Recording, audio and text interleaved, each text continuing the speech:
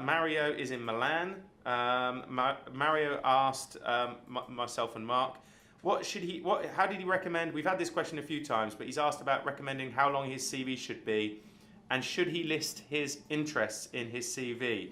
Is there anything else that he could add that other people are adding? And that's a great question as well, Mario. So just to give you a short answer on that, and I know Mario is a developer. I think he's a PHP developer. Excuse me a minute. Had a nice coffee there, mate.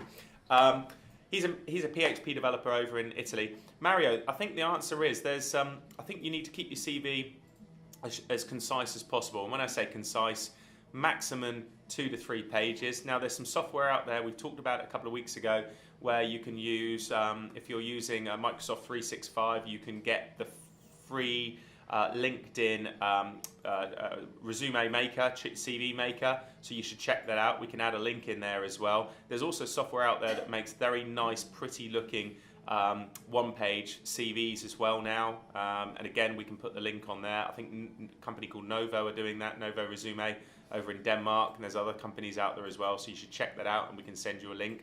In terms of your interests, I would certainly share your interests on your profile. You know, people are interested in perhaps what you're doing, what things outside of the work environment interest you. I would definitely be adding your LinkedIn profile. Maybe if you're in the German or Austrian market, in the Swiss-German market, add your Xing profile, but definitely add your LinkedIn URL.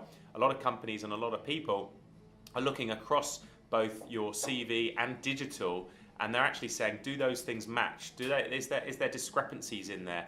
You know, there is people that have a lot of data discrepancies, information that's wrong, dates that are wrong, you know, and you want to be transparent and show that actually you've done the work where you've worked, and actually you can see it online as well as on your CV. So I would make sure you've done that as well, and make sure your LinkedIn profile is up to date, and of course your CV is up to date. Keep it to 2 pages short. If you want to run it past us, you're more than welcome to do that. I'd also spell check it, use Grammarly as well, particularly if you're writing the CV in English. Perhaps even get a proofreader or a copywriter. You can go onto Fiverr.com or People by the Hour in the UK.